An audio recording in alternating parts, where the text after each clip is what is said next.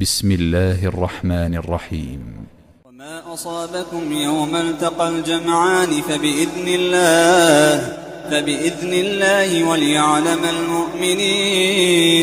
وليعلم الذين نافقوا وقيل لهم تعالوا قاتلوا في سبيل الله أو ادفعوا. قالوا لو نعلم قتالا لاتبعناكم هم للكفر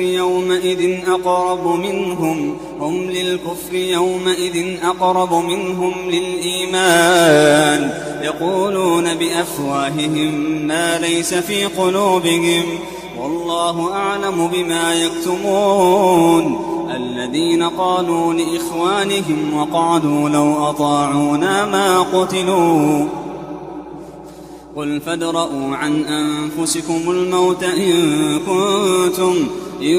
كنتم صادقين. ولا تحسبن الذين قتلوا في سبيل الله أمواتا بل أحياء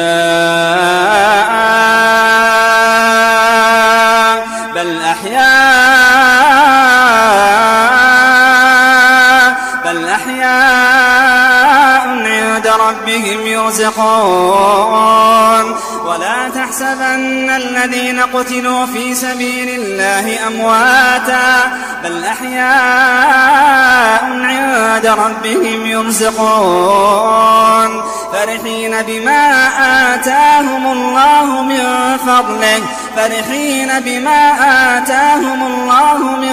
فضله ويستبشرون بالذين لم يلحقوا بهم من خلفهم ألا خوف عليهم ولا هم يحزنون. يستبشرون بنعمة من الله وفضل وأن الله لا يضيع أجر المؤمنين الذين استجابوا لله والرسول من بعد ما أصابهم القرح للذين أحسنوا منهم واتقوا أجر عظيم.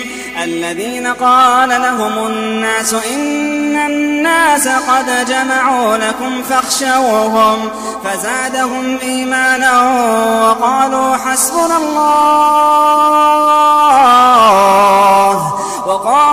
حسبنا الله ونعم الوكيل. فانقلبوا بنعمة من الله وفضل لم يمسسهم سوء واتبعوا رضوان الله والله ذو فضل عظيم. إنما ذلكم الشيطان يخوف أولياءه فلا تخافوهم وخافون إن